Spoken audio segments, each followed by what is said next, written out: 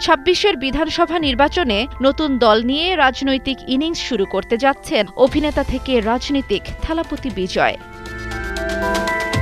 কিন্তু তার আগেই দক্ষিণ ভারতের এই তারকার চারপাশে তৈরি হয়েছে বিতর্ক। সম্প্রতি তার এক জনসভায় পদদলিত হয়ে বহু মানুষের মৃত্যুতে শোকের ছায়া নেমেছিল রাজ্য জুড়ে। বিরোধী শিবিরও কটাক্ষ করেছিল অভিনেতাকে। এমন সময়েই নতুন করে আতঙ্ক, বিজয়ের বাড়ি বোমা মেরে উড়িয়ে দেওয়ার হুমকি। বৃহস্পতিবার ইমেইলে আসে সেই বার্তা। সঙ্গে সঙ্গে ঘটনাস্থলে পৌঁছে যায় বোম্ব স্কোয়াড। ঘরে ঘরে চলে তল্লাশি, ঘণ্টার পর ঘণ্টা, কিন্তু শেষ পর্যন্ত কিছুই মেলেনি। পুলিশ জানায় এটি ছিল ভুয়া হুমকি।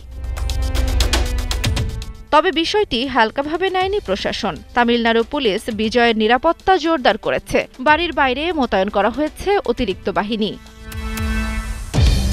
সম্প্রতি দক্ষিণী ইন্ডাস্ট্রির আরও কয়েকজন তারকা পেয়েছেন এমন হুমকি। ফলে আতঙ্ক ছড়িয়েছে সিনেমা হলে।